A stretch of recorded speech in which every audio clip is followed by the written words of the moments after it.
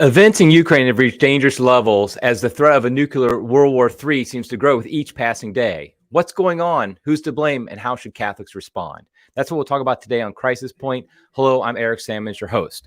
Okay, so before we get started, I just want to remind people to like this video, to subscribe to the channel, let other people know about it. I appreciate everybody who has told me they've been watching it, listening, telling other people about it. Also, you can follow us on social media at Crisis Mag. All the different social media channels, we're at Crisis Mag. Okay, so today, as I said, I'm going to be talking about the war in Ukraine, about Putin, about Russia, about the U.S. role in this, about the West's role in this. And I just feel like I have to make a certain disclaimers in our current environment before I get started. The main disclaimer is nothing I say in this podcast is a defense of Vladimir Putin, in the sense that I'm saying that I support the idea that he went to war in Ukraine. I don't support that. I think he had other options. I don't think he had to attack Ukraine. And I don't think that's a just war, in other words. And that, for me, that's the guiding principle here, is what's a just war. It was not a just war for Putin to attack. Now, the problem, though, is that any statement that's not completely supportive of the kind of warmongering, the jingoistic narrative that you hear from President Biden, that you hear from the mainstream media, from here, all of the Western media outlets, you will get accused of being a Putin stooge. And I accept that. I get that. I can't do anything about it. It's irrational. It's emotional. But war is emotional. If you look at the history of how wars get started, how wars happen, there's a lot involved in propaganda. Most people don't want to go to war. Most citizens don't want to go to war. And because of that, the government needs to propagandize the people to get them to support a war. And so that's exactly what we see here. We see a lot of propaganda, the narrative being told, this is what you have to believe. You saw that as soon as the war broke out, everybody put their Ukrainian flags on their social media profiles. They were going along with the narrative. And I have a podcast from a few months ago called Challenging the Narrative about the Ukraine-Russia war. And I recommend you listen to that as well, because I think we have to look at this objectively. As Catholics, we can't just simply go along with whatever our government's saying. We have to look at the whole situation. So again, I'm not supporting Putin. I'm not trying to minimize the suffering of the innocents. I very much support all the charities that are going out there and supporting Ukrainians being harmed, the innocent Ukrainians being harmed. We have to make distinctions, though. We can say that Vladimir Putin is wrong in attacking Ukraine, but and also say at the same time that many of the things the U.S. and the West, NATO, and Ukraine did leading up to this were wrong as well. That is possible. That is a possible situation. In fact, it's the likely situation, because in our fallen world, it's not like we live in a comic book where one side is all good, the other side is all bad. That's just not the way the world works. That's not the way the world has ever worked. And so we can say definitely Putin is wrong to do this, at the same time saying our side, so to speak, the West, did a lot of things wrong. And that's a difficulty people have, and I understand that.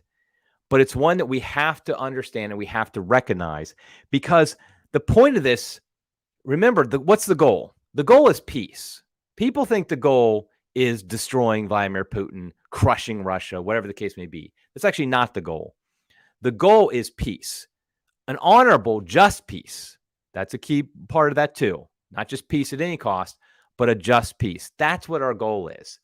And so we have to fight for that, and we have to make that our goal.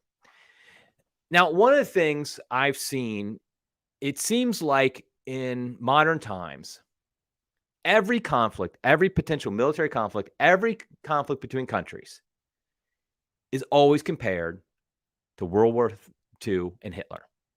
Every single one. That is our guiding principle for everything.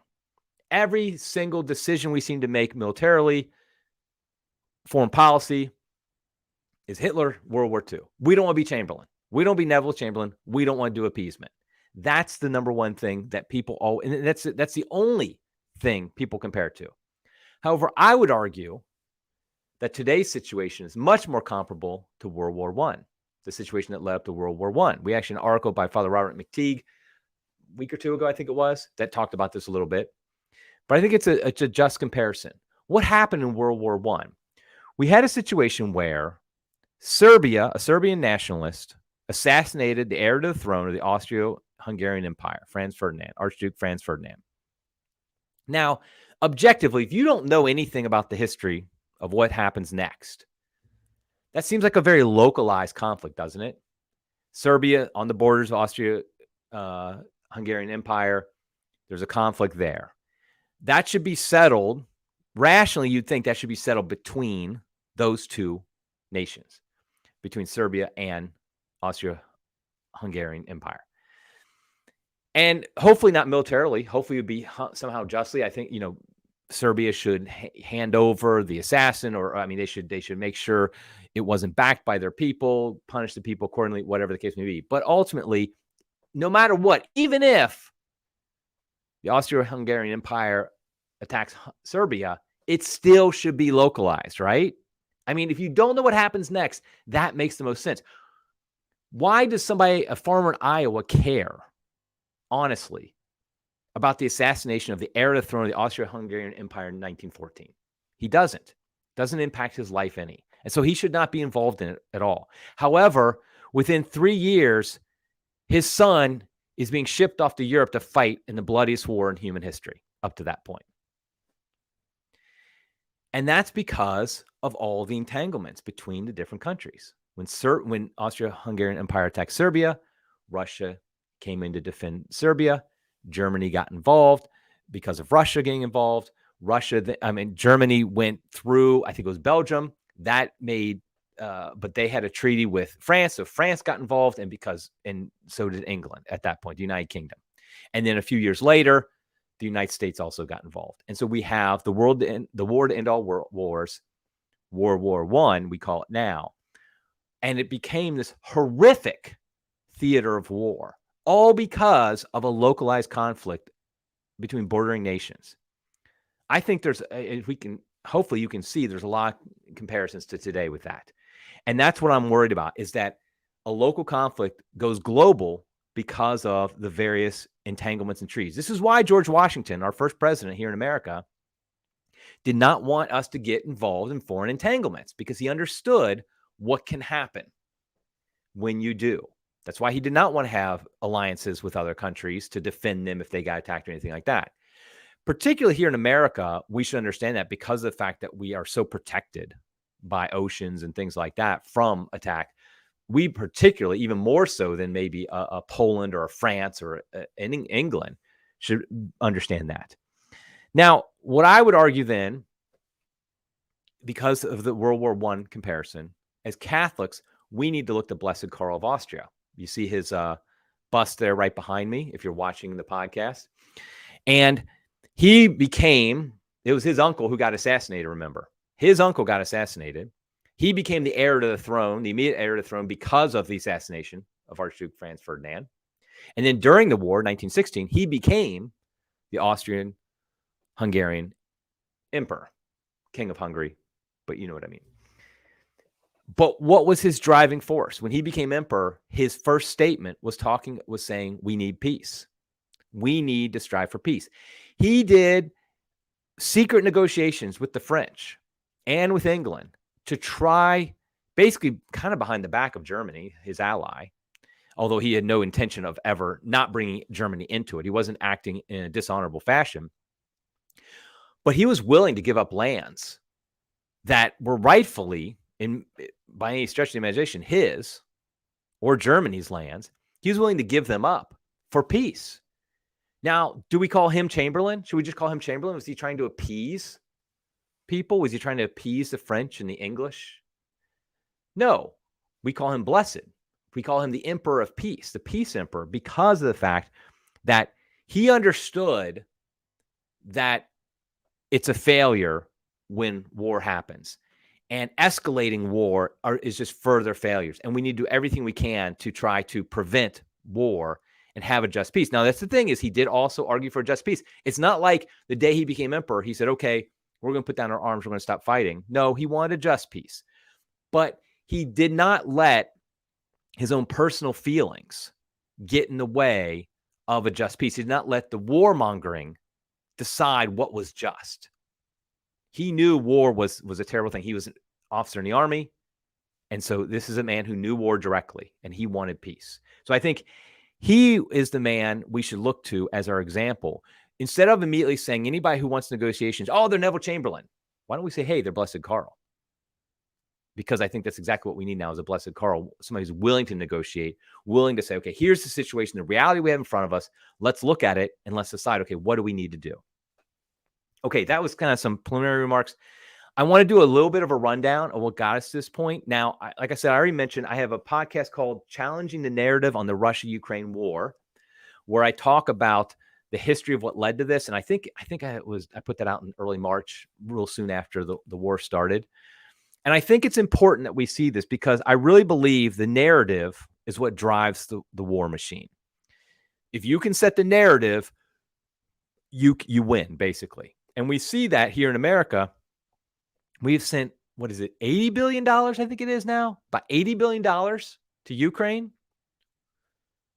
all for the war effort in a war we're technically not part of, with a country we technically don't have a treaty with. They're not part of NATO. Ukraine isn't.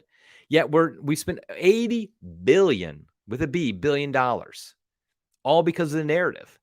And I think that's something we have to challenge. I did that in my previous podcast, but I do want to talk. I'll give a brief history of what led us up to here, because I think we have to repeat this. We have to understand this if we're going to understand what will bring about peace going forward.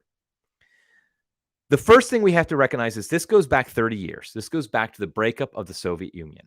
If you listen to Vladimir Putin, and I recommend you actually listen to him, not saying you agree with everything he says, but we listen to him. He makes it very clear. It was the days after and years after the Soviet Union that led to this. The 1990s is considered a great time in America, in the West.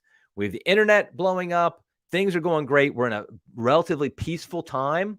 I mean, we made up a war in Iraq, of course, in the early 90s. But with the fall of the Soviet Union, America was on top. We were the sole power in the world, and we were at peace.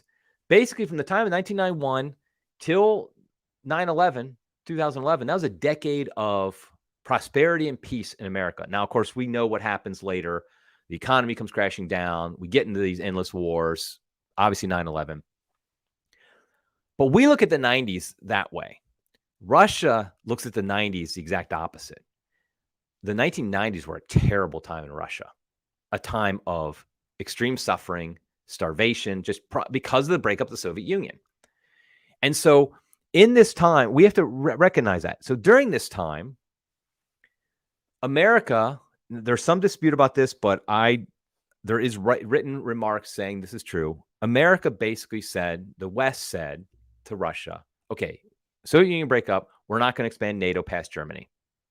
With the reunification of Germany, East and West, we're not going to expand NATO. Yes, did they put it in writing in an official treaty? No, they did not.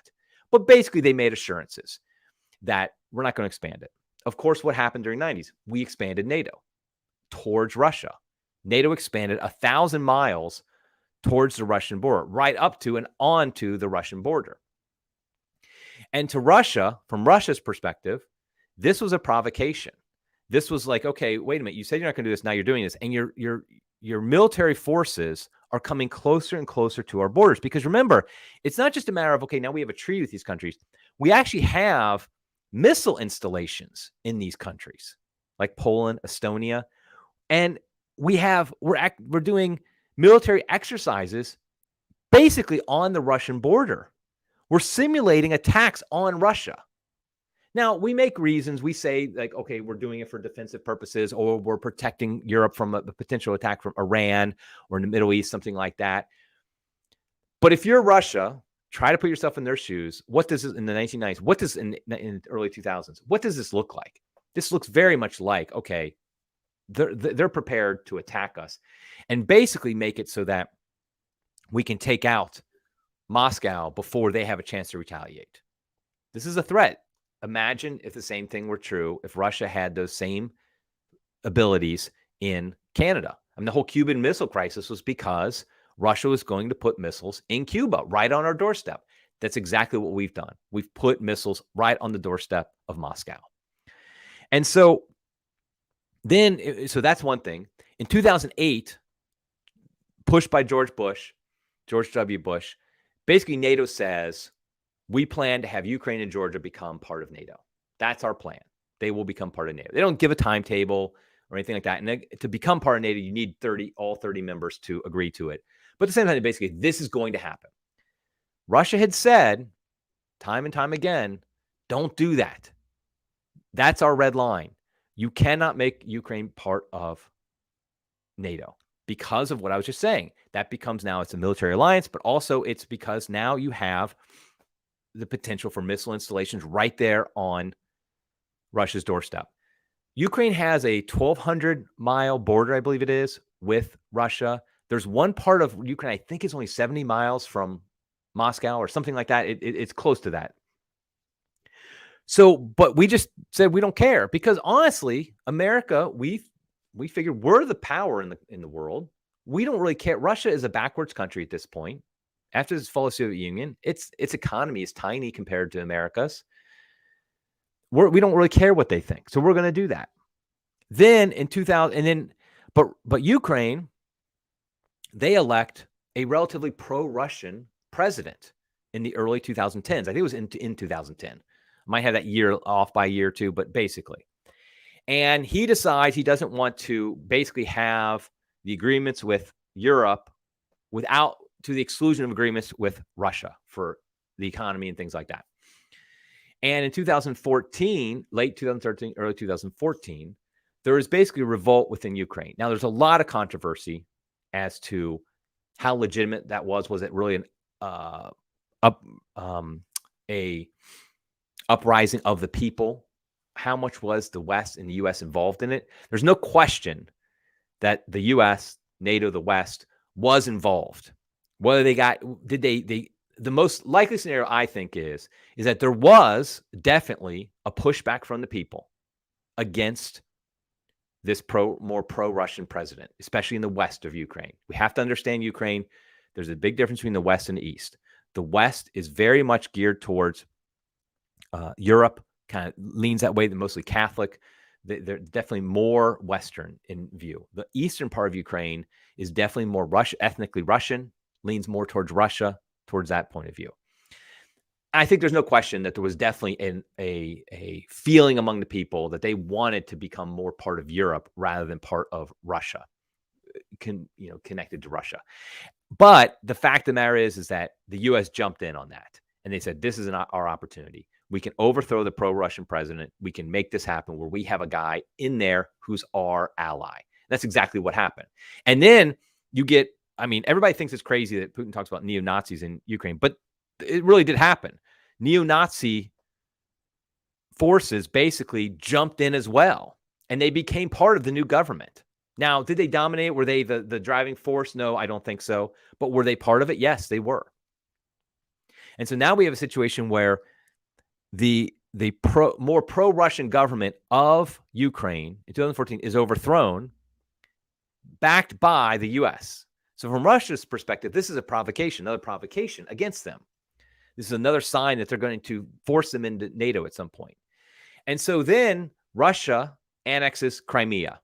And the main reason for that is likely because they had a military base there. That's their warm water port. It's very important to them strategically to have Crimea. Also, it is true that Crimea has a predominantly Russian, ethnically Russian population. And so they said they voted to join Russia. How valid was that election? I don't think anybody can say. I don't think anybody says it definitely wasn't or definitely is can know that for sure. I think it's likely there was a general sense that, yeah, we don't mind being part of Russia, but who knows? And so then they annexed Crimea, but then also a couple regions in the eastern part of Ukraine, Donbass area of Ukraine, they basically said, we don't want this new government. And they decided, they basically say, we want to be independent. We want to be independent of Ukraine and independent of Russia. Although they did vote to join Russia and it was accepted, but Russia said, no, we don't really want you right now. Of course, that would change later. And so now we have a situation where there are these areas in eastern Ukraine that are fighting against the new Kiev government. And so most people don't realize that there's been a war in Ukraine for 8 years. This is not something new. This isn't something that was just 2014 little coup. Now all of a sudden it's starting 2022. No, there has been war in eastern Ukraine for 8 years. And this was in the Donbass region. And so during this time, now, so recognize that we have a situation where for 8 years now, there's been fighting in Ukraine between forces that are definitely more pro-Russian and anti-Russian forces in Ukraine. And a lot of it's very close to the Russian border. During this time, NATO continues to conduct military exercises along the Russian border. In 2017, under President Donald Trump, the U.S. begins to sell lethal weapons to Ukraine. Now, before that, they were only basically selling to them body armor, things like that. Now they're starting to sell lethal weapons to Ukraine. And so we have this upping of the ante. And so eventually, we all know what happens. In February 2022, Putin attacks Ukraine. At first, it seemed like he wanted the whole country, like he went after Kiev, but then he backed off and he only was focused on the eastern regions. And during this war, since February, as I already mentioned, we have $80 billion being sent by the U.S. to Ukraine, along with a bunch of other European countries also sending them arms and money and things like that to support them. So it's basically become a proxy war between the West and Russia in Ukraine. Now, the reason I bring up this history isn't to say, oh, it's all NATO's fault. It's all the U.S.'s fault. Putin's not to blame. No, I don't think that. Putin is to blame. But I would argue so is the West. Because I think we need to see it from their perspective. Here's the thing we have to remember. Putin would not have support among his people if he could not use legitimate provocations by the West against Russia. Now, like I said, I don't like the comparison of Putin to Hitler. I think that's very lazy. It's a comic book. I don't like it. At the same time, Hitler himself would not have come to power if they did not have if Germany and the German people did not have legitimate grievances. And they did have legitimate grievances based upon the results of World War I. What happened? The way Germany was treated by the other powers, the Weimar Republic, all that stuff. It was a disaster, and it led people to somebody like Hitler. Well, I would argue that Putin gets his support in Russia because of the fact that he can bring up legitimate grievances. Try to look at their perspective. Imagine if all these things had happened to us. In America, we've had for 200 years what we call the Monroe Doctrine. That's the idea that any type of military provocation, military base, something like that, by a non-ally in the West, the entire Western Hemisphere, we will consider a provocation against us, and we won't allow it. That's why the Cuban Missile Crisis happened. If Russia had decided to install a missile base in Mexico, what do you think we would do? We would freak out, and we'd rightly freak out. And we'd go to war very quickly, I imagine. But this is exactly what we're doing. So we can't act like it's not a big deal to move right up to Russia's border and act like nothing's going to happen. It's not a provocation. We ourselves, by the Monroe Doctrine, we stipulate that geography matters. If you get too close to us, we will consider an attack. You don't have to attack us to consider an attack. If you just get close to us, we consider an attack. It's exactly what the Monroe Doctrine basically states. Yet we're willing to go right up to Russia's border, conduct military exercises, missile launches, things like that, try to have military treaties with everybody right up to Russia's border. And they said to us over and over again, don't do that. Don't do that. Don't do that. And here's the thing. A lot of high-ranking government officials have warned about this since the 1990s. Since when they first started expanding NATO, a lot of American high-ranking people said, diplomats and other people said, this is a mistake. You're going to provoke Russia. Eventually, they're going to not want this. They're going to attack. And they were prophetic, of course. That's exactly what happened. So I really do believe that the mature way to look at this isn't like, rather than an emotional way of looking at it, is to understand their perspective. Does that mean they're right? No. But it does mean that there are reasons behind why they did it. And perhaps if we had looked at those reasons beforehand and listened to them, there could have been a way we would have avoided this in the first place. But now we're here. I mean, now we have a war that's been going on since February. It's now early October. We have a lot of things that have happened recently, and there's a lot of moving parts. I'm recording this on October 4th, 2022, Feast of St. Francis of Assisi. And what I say may not be accurate anymore in a few weeks. I don't know. We're gonna find out.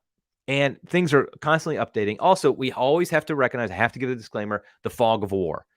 We don't always know the truth of what's happening. Just because the Washington Post says this happened does not mean it happened.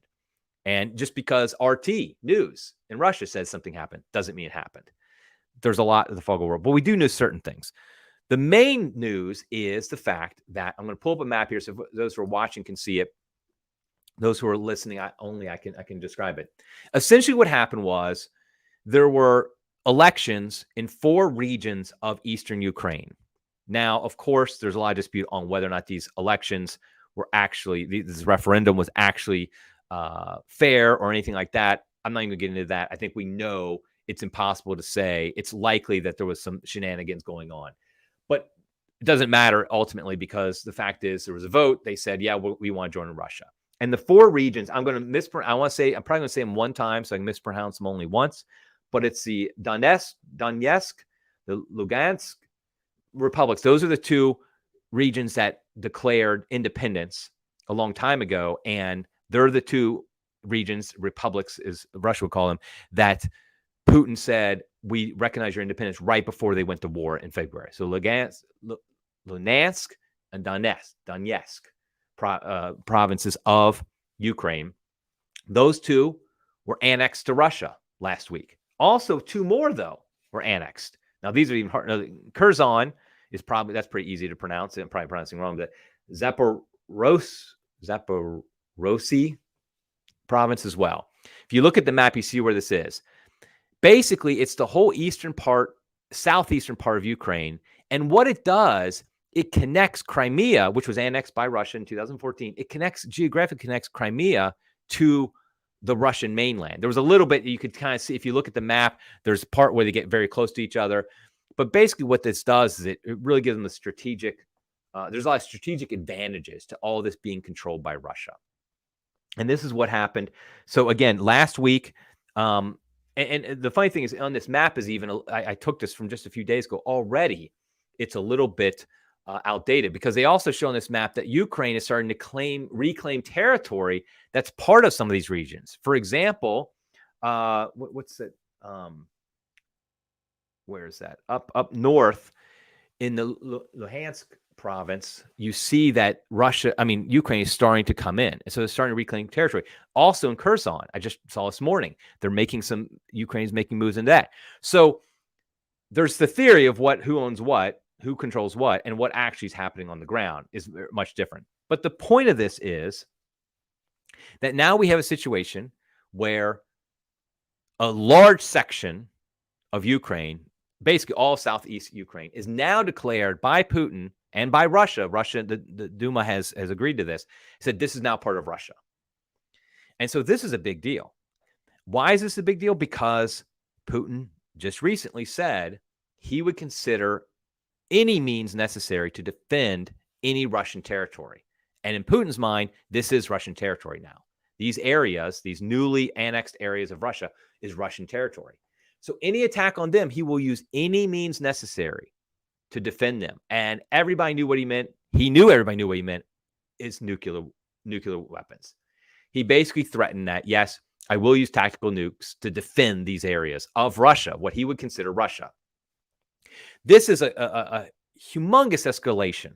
I remember back in the 1980s, growing up in the 80s, I remember that the threat of nuclear war was always present in everybody's mind. I mean, as a young boy, when I was 12, 13 years old, I remember thinking, like looking at a list to see where does Cincinnati, where I was living, where does it rank on the list of places that the Soviet Union would nuke? Because we had I think it was a GE factory or something like that would put us in the top 30. So I knew, oh boy, when this happens, we could be on the list. Well, this is the closest we've come since then. There's no question in my mind. This is the closest we've come to nuclear war since the 1980s. Because now the leader of Russia is actually talking about nukes, threatening to use nukes, and we're at war over these regions we're backing the other party in these regions to reclaim those areas. And so I really think that we have to recognize, as Catholics, we have to pray, we have to fast, we have to recognize this is an existential threat to the world, frankly. I mean, I can't understand anything worse than nuclear war. A nuclear war is probably the worst thing. I of course, think that the Holocaust of abortion has been the worst thing, and I still think that. But I'd also say that nuclear war, the amount of suffering and death and just tragedy that would bring it about, that would come about because of nuclear war, cannot be underestimated. So Putin then gave a speech, I think it was last Friday, and I recommend people read it, because here's the thing. I don't understand why in the West we refuse to actually listen to our enemies. That doesn't mean we agree with them. That doesn't mean we say, no, you're wrong, but we don't even listen to them. When Osama bin Laden attacked at 9/11, George Bush famously said, they hate us because of our freedom. No, they don't. That is not why they hate us. Ron Paul made it very clear there's a long list of reasons they hate us. Some of them rightly so, and some of them not rightly so. But it wasn't because of our freedom. It's because we were putting a bunch of military complexes in Saudi Arabia. We were attacking areas in the Middle East. We were involved in all the different machinations of the Middle East. We were getting in there. They wanted us out. I mean, bin Laden said that, and I don't know why we wouldn't believe him. Do you really think that he bombed 9/11 because of our freedom? No, he doesn't want freedom. He didn't care about us, except for the fact that we came into his backyard. The same thing is true here with Putin. He doesn't hate us because he's some Hitler, reincarnated Hitler, who just wants to expand Russia, take over the world. That's, I think, a joke, because on the one hand, you have people saying that that Putin's a threat to take over all of Europe, to basically expand the Russian Empire.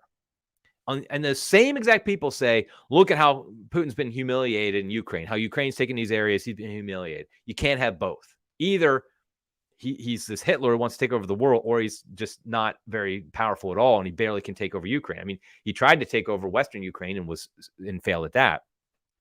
And so I just feel like this comic book caricature of Putin as another Hitler just doesn't work with reality. We listen to him and we hear what he has to say. And here's the thing. He's able to use legitimate complaints to have his people back what he's doing. He talks about, he says, we call on the Kiev regime to immediately cease fire and all hostilities, to end the war unleashed back in 2014 and return to the negotiating table. We are ready for this, and we have said more than once. But the choice of the people in the 4 different republics will not be discussed.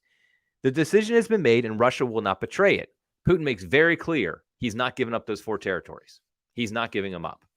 Now, what's interesting, of course, is it was just 2 territories that he recognized their independence a few months ago. Now it's 4 territories, and they're part of Russia. And he's saying you cannot do anything like that.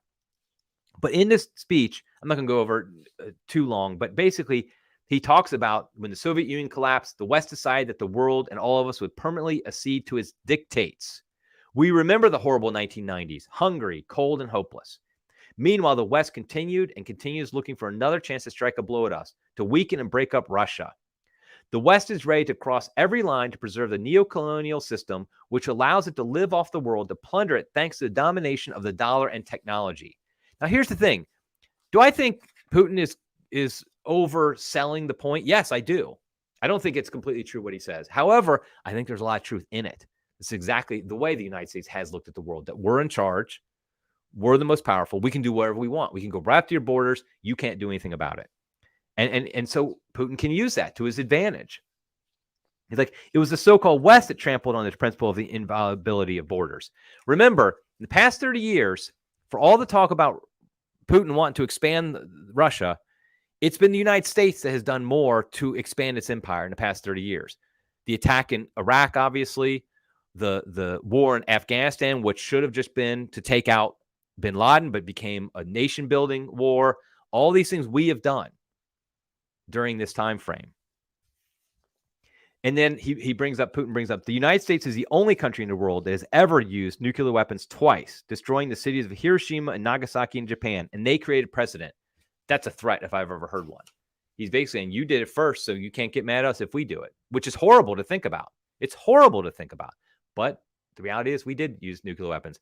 As a Catholic, I completely think that the use of nuclear weapons in World War II was immoral.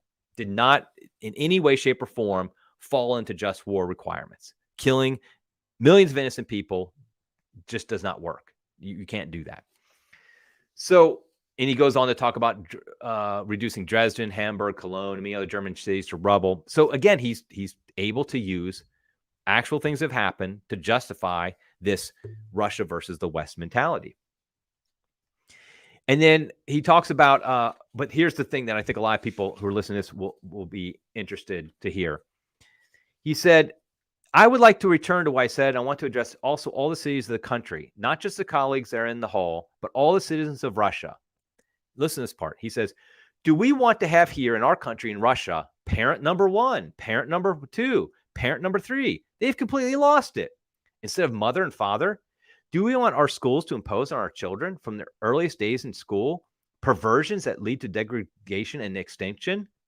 Do we want to drum into their heads the ideas that certain other genders exist along with women and men and to offer them gender reassignment surgery? Is that what we want for our country and our children? This is all unacceptable to us. We have a different future of our own. Now, I think everybody listening to this probably agrees with him completely on that matter, on that specific point. Does that mean that they're a moral paradise in Russia? No, they have a huge abortion rate. They have lots of problems morally. But he's right about this.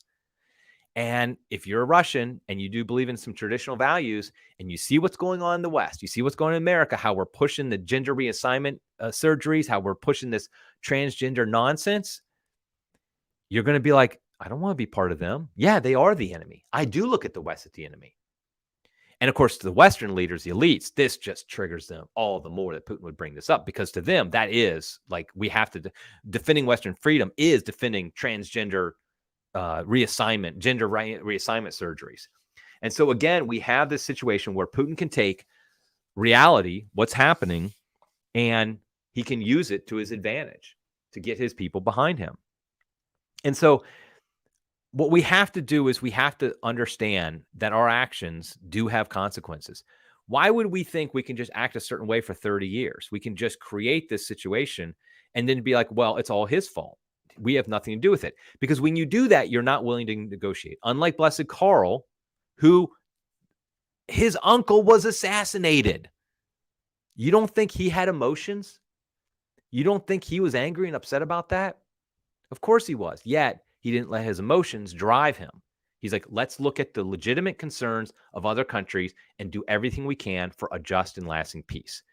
I don't see anybody in the West doing that. I don't see anybody talking about that.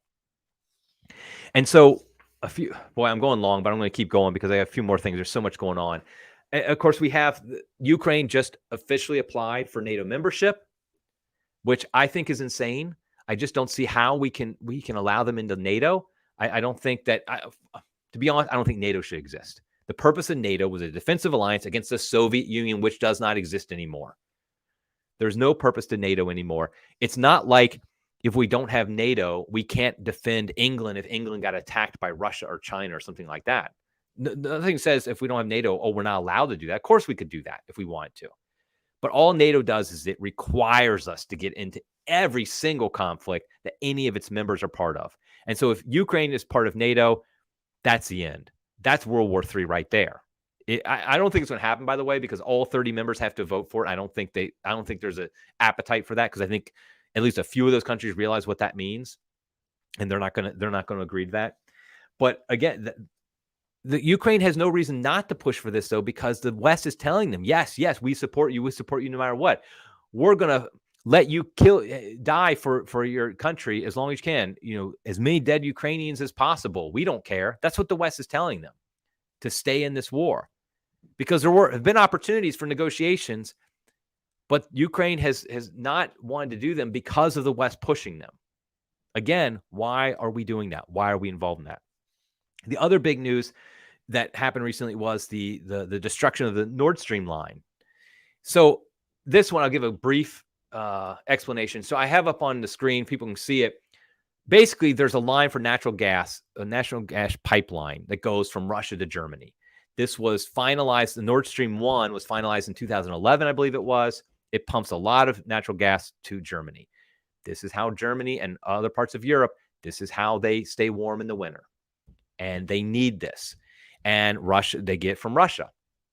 In 2021, I believe, another Nord Stream line, Nord Stream 2, was set up, but it has not been used yet because of a lot of political pushback. People didn't want to give Russia more power, more ability to control what's happening in Europe. But what happened is I guess it was 2 weeks ago now, something like that, there was an explosion. And each Nord Stream line, by the way, has 2 pipes that run in it. So there's 4 total pipes. Both pipes in Nord Stream 1 were basically demolished, and one of the 2 pipes in Nord Stream 2 was. So only line 1, remember, the 2 pipes in line 1 were actually being used. So it was clearly sabotage. I think everybody kind of acknowledges that this was sabotage. But unbelievably, Western leaders were acting like these pundits on the CNN talk show and whatever were saying this was Russia who did this. That makes absolutely no sense. Russia can just turn it off if they want to. Why would they destroy something that gives them power over their enemies? That makes no sense whatsoever. It's like saying, okay, I'm going to get in a fight with you, but first I'm going to cut my arm off so you feel sorry for me. Then I'm going to get in a fight with you. I just hurt my ability to fight you. And that's exactly what this would be if Russia did this. So I think it's insane to say that. I mean, they're saying, oh, it shows that Russia is willing to go outside of the Ukraine theater to fight. But by attacking themselves, that makes no sense. Why wouldn't they then just destroy one of the other pipelines that are not controlled by Russia? There's other pipelines to Europe. They could just, why didn't they destroy one of them? That makes no sense whatsoever. The country where it makes the most sense, who had the means and the motive to do this, is the United States. In fact, soon after this happened, it was Secretary of State Blinken said this is a tremendous opportunity because now Europe can start depending more on U.S.-controlled pipelines, non-Russian pipelines. And so Blinken admitted this is a tremendous opportunity. And like, it was funny because some Polish minister tweeted after it happened, "Thank you, U.S." Like, basically he knew, he took it down. So it's incredibly stupid to think that Russia did this. This was likely the U.S. that did this, or a U.S. ally, because it clearly helps us, and it does not help Vladimir Putin. It does not help Russia. But this is a big deal because this is going to potentially cause a lot of suffering in Europe. A lot of suffering in Europe. In fact, Putin in his speech, he basically says the Anglo-Saxons, which is his way of saying the U.S. and Britain, they're the ones who did this in Nord Stream. He's saying they're willing to allow suffering in Europe for the sake of their goals. And because that's exactly what's going to happen. We're going to see a lot of suffering in Europe. We're going to see a lot of suffering. I mean, this winter could be very brutal in Europe, and that's going to cause more problems, for more desire for war and more hatred and things like that. Just a lot of things going to happen. So I don't think there's any way we could say this was something the U.S. that Russia did, that they destroyed their own pipeline when they could have just turned it off if they wanted to. It makes no sense whatsoever. But what it does do, though, it does expand the theater. Before, everything is a proxy war. It's controlled in Ukraine, which is awful for Ukraine, awful for the people there, but it's not gone anywhere else. Now, all of a sudden, we have an attack on a facility, not people, but a facility outside of that area of Ukraine, outside of that theater. And so I think that's something, if you're Russia, you look at that and say, assuming they didn't do it, which I don't think they did, they're looking at it and saying, hold on a second. Now they're expanding beyond Ukraine. Why wouldn't they want to expand beyond Ukraine? What's to stop them now from destroying a pipeline, a U.S.-backed pipeline, saying, oh, U.S. must have done that. I mean, nothing. I mean, they can just, and you know what? So it's an escalation, which is what it is, which is awful. And so I know I'm running long here, but I just want to, those are kind of like the situation we're in. We are close. I don't think we're like at almost at midnight, as they say, but we are closer to nuclear war than we were a year ago. Much, much closer. We are closer to nuclear war than we were even a month ago. This is something every human being should be concerned about. As Catholics, we need to be fasting and praying about this because this is a terrible situation. And again, me recounting everything that led up to this, all the actions of the West that helped lead to this, not the sole cause, but helped lead to this situation. is not a matter of doing the blame game, but it's a matter of saying, okay, we need to negotiate for peace. Like Blessed Karl wanted to negotiate for peace. We need to do the same thing.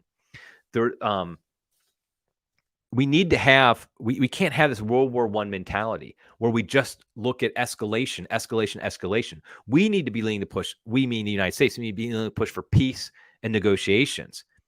We've wanted to suppress Russia. We've wanted to keep them down, but we got to stop doing that. There seems to be no adults in the room. We just have these hawkish blustering, like David Petraeus, who was the former head of CIA general. He basically said that, what was it? I have his quote here somewhere. That basically he was saying something. Oh, if they use nukes, if Russia used tactical nukes, then we would definitely attack conventional war, attack Russia with our army. I mean, just saying that, we don't need to say those things. We need to stop escalating our language and start de-escalating and talking about we get to the negotiating table. There have been open calls for regime change in Russia. This is insane as well. Here's something I heard somebody else say. I can't remember who said it, but we're treating Putin like we treated Saddam Hussein and Muammar Gaddafi, like these little tin pot dictators who controlled small countries that we knew we could push around. That's how we treat Putin. The problem is this. Putin sits on the largest collection of nuclear weapons in the world. Russia has more nukes than we do. They have the largest collection of nukes in the world. You can't treat him like Saddam Hussein or like Muammar Gaddafi, because his response is going to be a lot worse than anything Hussein could do. I mean, we made up the whole thing about Hussein trying to get nukes, 15 years ago, but even he could do nothing to us, essentially. Neither can Muammar Gaddafi. Putin can. And so we have to stop acting like talking about regime change is just insane. And that's something, again, put the shoe on the other foot. What if they were talking about regime change in America? We're going to do everything we can to get, of course, a lot of us wouldn't want Biden to be in charge, but they want to put one of their people in, a Russian puppet in charge of America. We'd be understandably upset about that. So let me just conclude by saying that we need to have the attitude of Blessed Karl. I want to repeat that. I was very happy Pope Francis this week. He called on Putin to declare a ceasefire, and he also called on Ukraine to listen to peace talks. He was very reasonable in what he's saying. Today is the feast of St. Francis of Assisi. He's a great patron for peace as well. He went to the Sultan, and he basically tried to convert him. That's a beautiful thing. He didn't go there with arms. He went there for peace. And so we need to be like that. After World War I, I can't remember who it was, somebody from France, I think it was, one of the top diplomats said, the only honest man to emerge during this war, World War I, was Karl of Austria. But he was a saint and nobody listened to him. And I think that's what's happening here is nobody's listening. We need a Blessed Karl for people to listen to. And I'm afraid people won't listen to him. So what I want to do is I want to conclude this podcast with a prayer to Blessed Karl, that he would be our intercessor for peace in the world right now. Father and the Son and the Holy Spirit. Amen. God our Father, through the gift of Blessed Emperor Karl, you have given us an example to follow. In extremely difficult times, he performed his burdensome task without ever losing his faith. He always followed your Son, the true King. He led a humble life, sincerely loving the poor and giving himself heart and soul to the search for peace. Even when his life was in danger, he trusted in you, putting his life in your hands. Almighty and merciful God, by the intercession of Blessed Emperor Karl, we pray that you give us his unconditional faith to support us in our most difficult situations and the courage to always follow the example of your only Son. Open our hearts to the poor and strengthen our commitment for peace with our families and among all peoples. We ask this through Christ our Lord. Amen. Okay, everybody, until next time, God love you.